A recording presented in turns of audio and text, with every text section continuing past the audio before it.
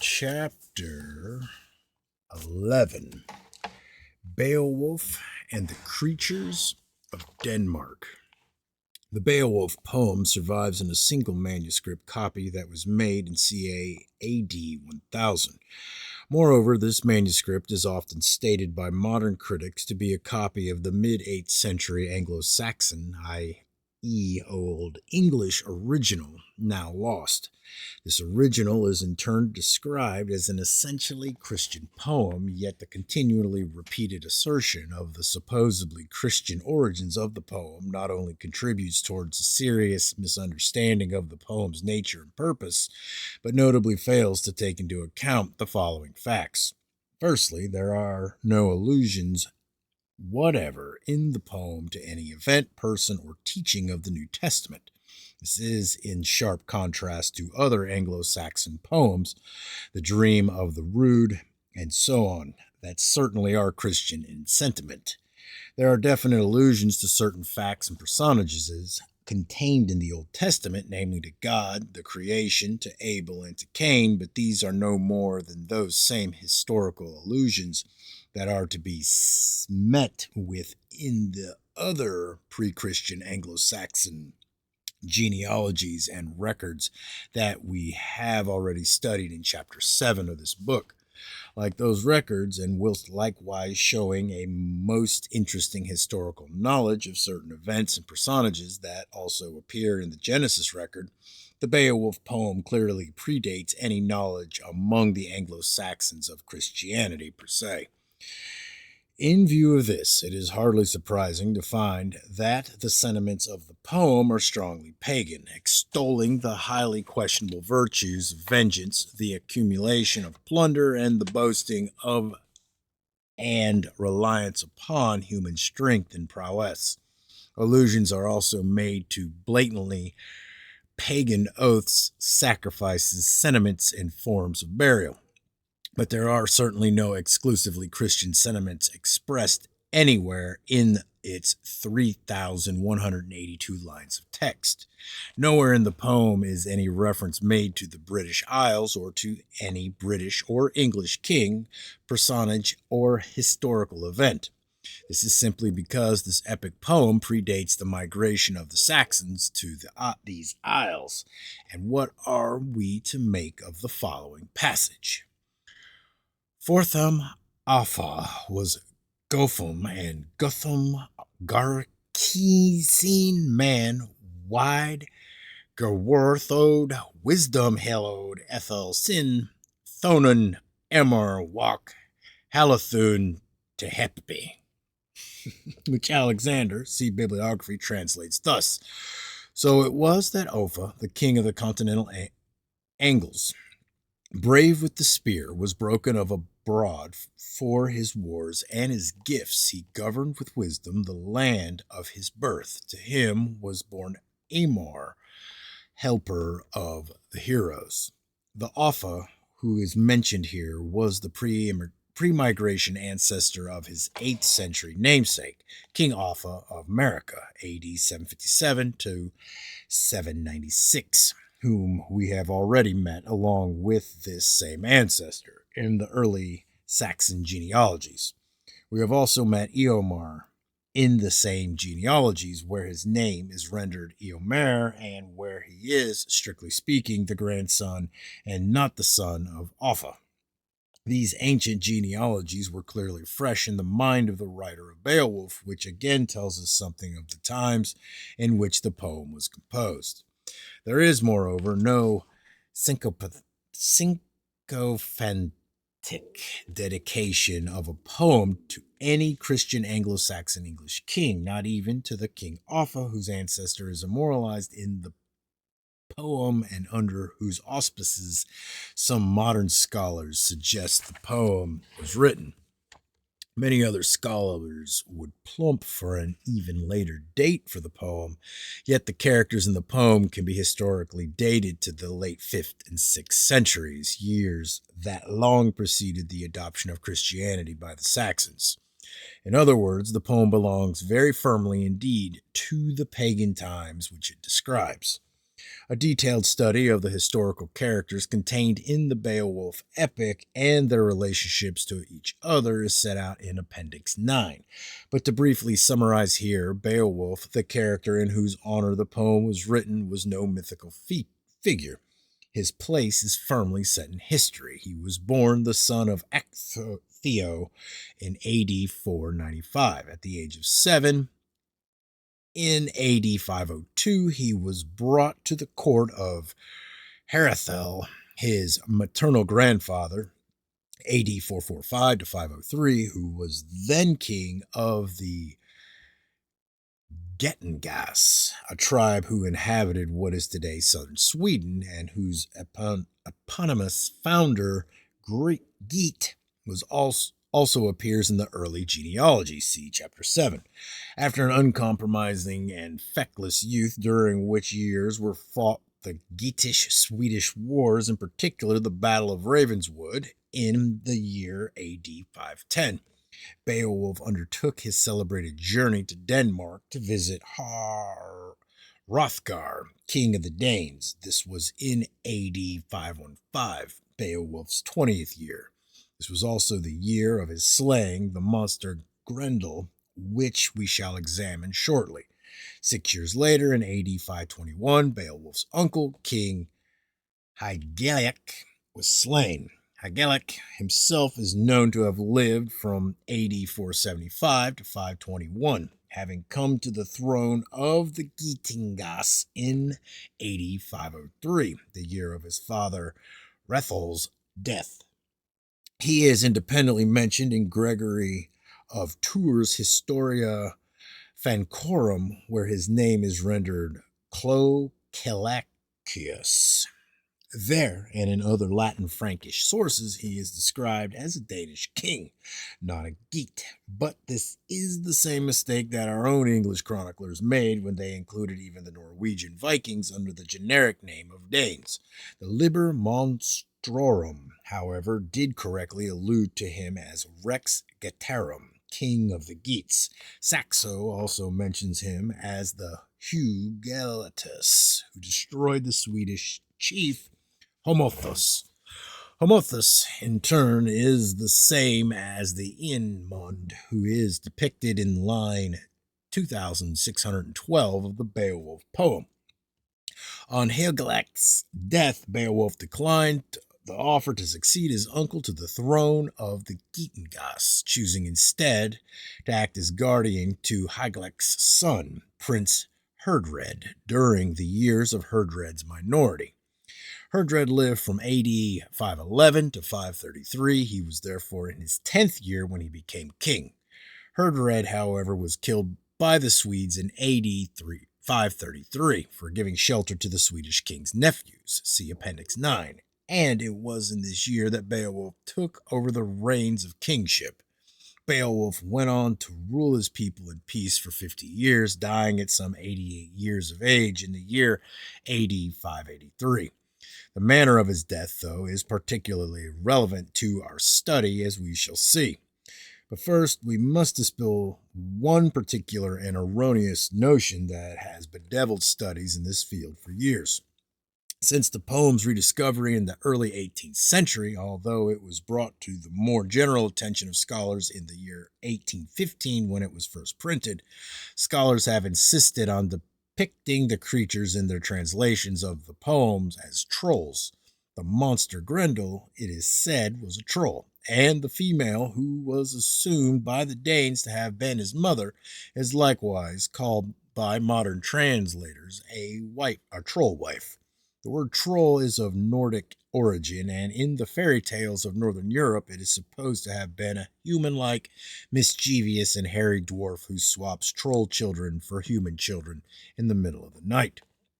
For good measure, trolls are sometimes depicted as equally mischievous and hairy giants, some of whom lived under bridges or in caves, which would be all well and good, but for the singular observation that the word troll is entirely absent from the original Anglo-Saxon text of Beowulf.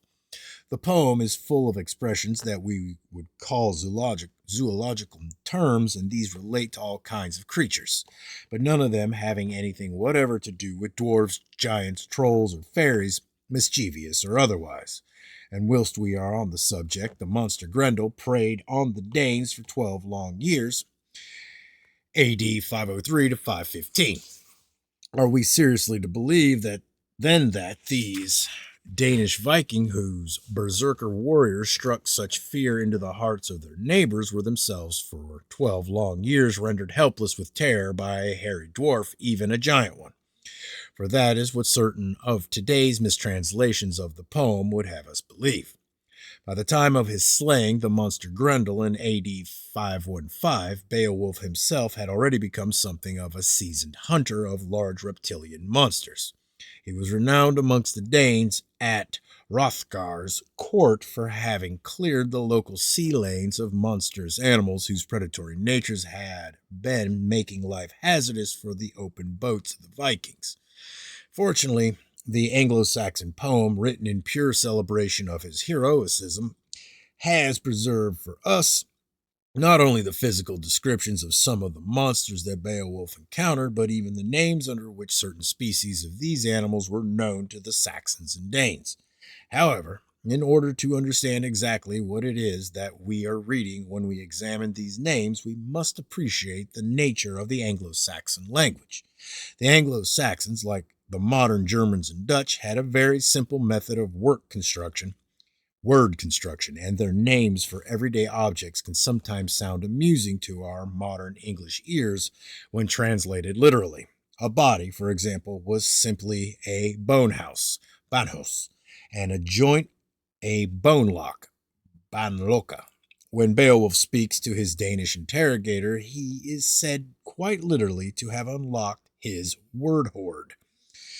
Beowulf's own name means bear, and it is constructed in the following way. The Beo element is the Saxon word for bee, and his name means literally a bee wolf.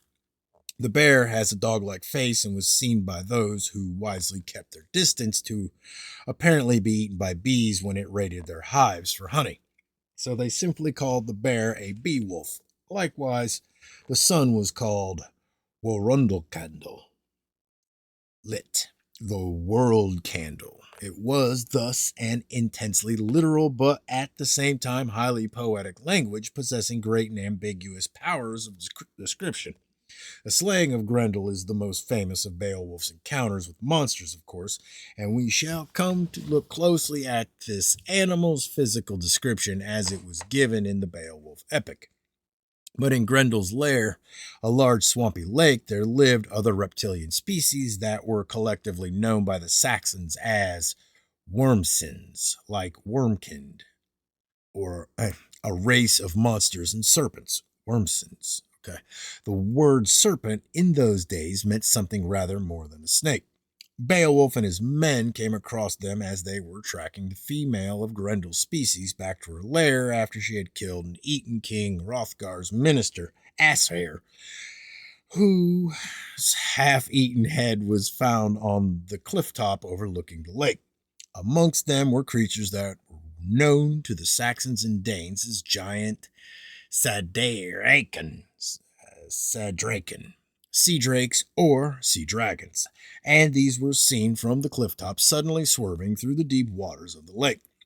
Perhaps they were aware of the arrival of humans. Other creatures were lying in the sun when Beowulf's men first saw them, but at the sound of the battle horn they scurried back to the water and slithered beneath the waves. These other creatures included one species known to the Saxons as a Nicerus, and the word has important connotations for our present study inasmuch as it later developed into knucker, a Middle English word for a water-dwelling monster or dragon. The monster at Lyminster in Sussex was a knucker, as were several of the other reported sightings of such creatures in this country. The pool where the Lyminster dragon lived is known to this day as the Knucker's Hole. The Orkney Islands, whose inhabitants significantly are Viking, not Scots, likewise have their Knuckleavy, as do also the Shetland Islanders. And on the island of Man, they have a Niker. However, amongst the more generally named wormus, serpents, and wildeor, wild beasts that were present at the lake on this occasion, there was one species in particular that was called an Thaguinus, evidently a surface swimming monster if its name is anything to go by, rather than a creature that swam at depth like the Cedraken. Intrigued by it, Beowulf shot an arrow into the creature, and the animal was then harpooned by Beowulf's men using Offerspiratum, modified boar spears. Once the monster was dead, Beowulf and his men then dragged the Thaguinus out of the water and laid its body out for examination. They had, after all, a somewhat professional interest in the animals that they were up against. Moreover, of the monstrous reptiles that they had encountered at the lake, it was said that they were such creatures as would sally out at mid-morning time to create havoc amongst the ships in the sea lanes.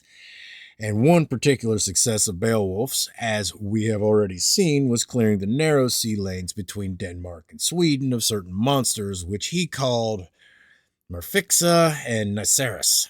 Following that operation, the carcasses of 9 such creatures were laid out on the beaches for display and further inspection. The last monster to be destroyed by Beowulf, and from which encounter Beowulf also died in the year AD 583, was a flying reptile which lived on a promontory overlooking the sea at Ronessus on the southern coast of Sweden. Now, the Saxons, and presumably the Danes, knew flying reptiles in general as Liftflogge, air flyers, but this particular species of flying reptile, the specimen from Ronessus, was known to them as a Widflogge, lit a wide, far-ranging flyer, and the description that they had left us fits that of a giant pteranodon.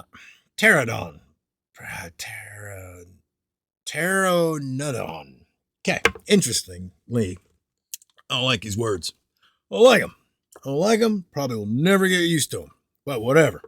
Interestingly, the Saxons also described this creature as a Ligdraka, or fire dragon, and he is described as 50 feet in length, or perhaps wingspan, and about 300 years of age. Great age is a common feature among today's non-giant reptiles. Moreover, and the particular interest to us, the name Widflogge would have distinguished this particular species of flying reptile from another similar species which was capable of making only short flights. Such a creature is portrayed in figure 11.1, a shield boss from the Sutton Hoo burial, which shows a flying dragon with its wings folded along its sides. Its long, tooth-filled jaws are readily seen, and the shield boss can be seen to this day in its showcase at the British Museum. Modern paleontologists working from fossilized remains have named such a creature pterodactyl. But our attention must now be drawn towards another reptilian monster, which was surely the most fearsome of all the animals encountered by Beowulf, the monster called Grendel. It is too often and mistakenly thought that the name Grendel was merely a personal name by which the Danes knew this particular animal, in much the same way as a horse is nicknamed Dobbin or a dog Fido. The monster, it is assumed, was called Grendel. But in fact, Grendel was the name that our forebears gave to a particular species of animal. This is evidenced by the fact that in the year AD 931, King Athelstan of Wessex issued a character in which a certain lake in Wiltshire, England, is called, as in Denmark, a Grendless mere. The Grendel in Beowulf, we note with interest, also lived in a mere. Other place names mentioned in old characters, Grendless Beck and Grendless Pit, for example, were likewise places that were or had been the inhabitants of this particular species of animal. Grendelwald, Grendelwood, in Switzerland is another such place. But where does the name Grendel itself come from? There are several Anglo-Saxon words that share the same root as Grendel. The Old English word grindan, for example, and from which we derive our word grind, used to denote a destroyer. but the most likely origin of the name is simply the fact that Grendel is an onomatopoeia term derived from the Old Norse Grindhill, meaning a storm, or Grenja, meaning to bellow. The word Grendel is strongly reminiscent of the deep-throated growl that would be emitted by a very large animal, and it came into Middle English usage as Grindel, meaning angry. To the hapless Danes who were the victims of his predatory raids, however, Grendel was not just an animal. To them, he was demon-like, one who was Sunum beswenst, afflicted with sins. He was goddess Anska, God's adversary, the sin scatha, evildoer, who was Wansali, damned, a very fiond unhelig devil in hell. He was one of the Grundwergen, accursed and murderous monsters who were said by the Danes to be descended from Cain himself. And it is descriptions such as these of Grendel's nature that convey something of the horror with which the men of those times anticipated his raids on their homesteads. But as for Grendel's far more interesting physical description, his habits, and the geography of his haunts, they are as follows. At one point in the poem, Hrothgar, king of the Danes, related to Beowulf the following information when describing Grendel and one of the monster's companions. The best translation of which is Alexander's. I have heard it said by subjects of mine who live in the country, counselors in this hall, that they have seen much a pair of huge wayfarers haunting the moors, otherworldly ones, and one of them, so far as they might make it out, was in woman's shape, but the shape of a man, though twisted, trod also the tracks of exile, save that he was more huge than any human being. The country people have called him from the old by the name of Grendel.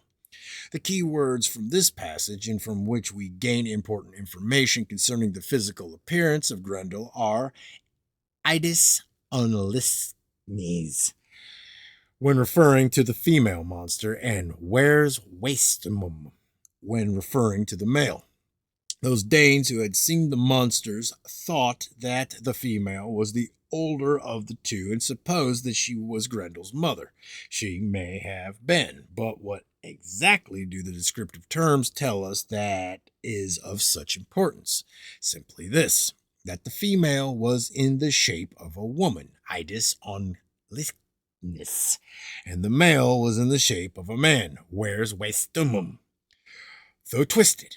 In other words, they were both bipedal, but larger than any human.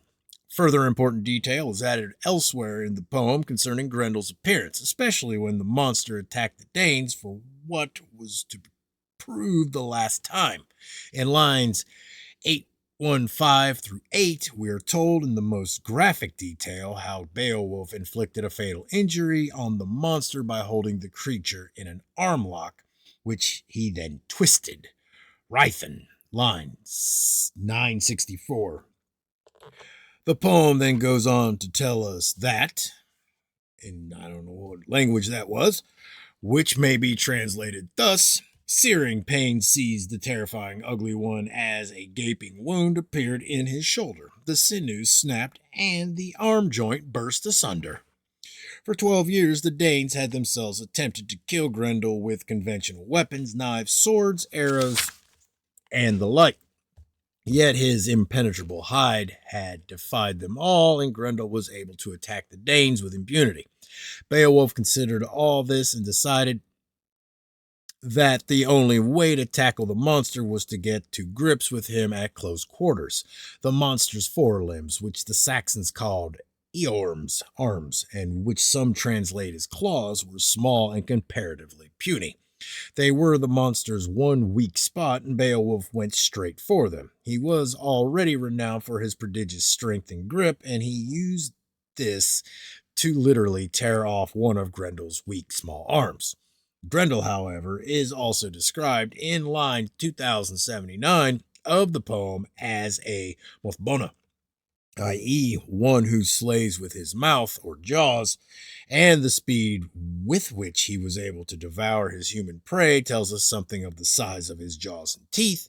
He swallowed the body of one of his victims in large goblets. Yet it is the very size of Grendel's jaws which paradoxically would have aided Beowulf in his carefully thought out strategy of going for the forelimbs, because pushing himself hard into the animal's chest between those forelimbs would have placed Beowulf tightly underneath those jaws and would thus have sheltered him from Grendel's terrible teeth. We are told that as soon as Beowulf gripped the monster's claws, and we must remember that Grendel was only a youngster and not by all accounts a fully mature adult male of his species, the startled animal tried to pull away instead of attacking Beowulf. The animal instinctively knew the danger he was now in, and he wanted to escape the clutches of the man who now posed such an unexpected threat and who was inflicting such alarming pain. However, it was this action of trying to pull away that left Grendel wide open to Beowulf's strategy. Thus, Beowulf was able, in the ensuing struggle, eventually to wrench off one of the animal's arms, as so graphically described in the poem. As a result of this appalling injury, the young Grendel returned to his lair and simply bled to death. But is Beowulf's method of slaying Grendel unknown elsewhere in the historical record? Are there no depictions to be found of similar creatures being killed in a similar way? It would seem that there are, the illustration below being one example. See figure 11.2. It is taken from an impression of an early Babylonian cylinder seal now in the British Museum, and clearly shows a man about to amputate the forelimb of a bipedal monster whose appearance, though stylistic, fits the description of Grendel very closely. I know of no scholar who would venture to suggest that the Old English author of Beowulf filched his idea from his knowledge of Babylonian cylinder seals. So we may, I think, safely assume that Beowulf's method of slaying this particular kind of animal was not entirely unknown in the ancient world. Nor indeed was the Grendel itself entirely unknown in the ancient world, as is evident from the following item depicted in figure 11.3. Here we are presented with a truly remarkable scene. The stone in which these strange animals are carved is preserved in the church of S.S. Mary and Hardulf at Bridden on the Hill in Leicestershire. This church used to belong to the Saxon Kingdom of America.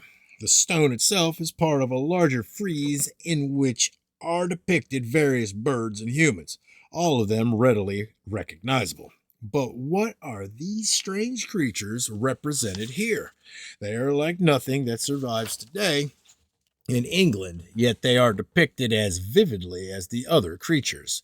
There are long-necked quadrupeds, one of whom on the right seems to be biting or necking with another. And in the middle of the scene appears a bipedal animal who is clearly attacking one of the quadrupeds. He stands on two great hind legs and has two smaller forelimbs and carries what appears to be armor plating on his back. His victim seems to be turning to defend himself, but with his hind legs buckled in fear. Now, it cannot be pretended that these are merely caricatures of ordinary animals that are indigenous these days to the British Isles, for none of our present native species have long necks or are bipedal. So how are we to satisfactorily account for them? Is there a predatory animal from the fossil record known to us who had two massive hind legs and two comparatively puny forelimbs? There is indeed. In fact, there are several such species, but how was our Saxon artist to know about such creatures if he'd never seen one? Are we looking here at a depiction in stone of the creature known to the Saxons and Danes as Grendel? Considering the close physical descriptions that we find in Beowulf, it would seem that we are. The Beowulf epic tells us that as for his haunts and habits, Grendel hunted alone. being known by the understandably frightened locals who sometimes saw his moonlit shape coming down from the mist-laden fens as the atoll Anginingia, the terrifying solitary one. He was a Merkstapa, a marsh stepper, one who stalked the marshes or outlying regions, hunting the moors, as Alexander so powerfully renders it. He hunted by night, approaching human settlements and waiting silently in the darkness for his prey to fall asleep before he descended on them as a Skadooji India, a shadow goer, a night walker, gliding silently along the Fethlith, the waste and desolate tract of the marshes. He would emerge from the dense black of night as the Death Skua, Death's Shadow. The Danes employed an Otweird, literally a giant ward, a watcher for monsters to warn off of Grendel's approach, but often in vain. For so silent was Grendel's approach when he was hunting in the darkness of the night that sometimes the Eatenweird himself was surprised and eaten. On one particular and long-remembered night, no less than 30 Danish warriors were killed by Grendel. Little wonder then that Beowulf was rewarded so richly and was so famed for having slain him.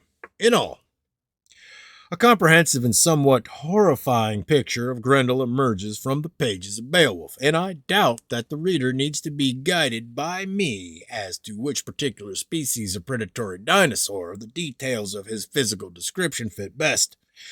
Modern commentators who have been brought up on evolutionary ideas are compelled to suggest that monsters like Grendel are primitive personifications of death or disease and other such nonsense. It had even once been suggested that he was a personification of the North Sea, but really the evidence will not support such claims. One modern and refreshingly honest publication on the poem makes a far more telling comment.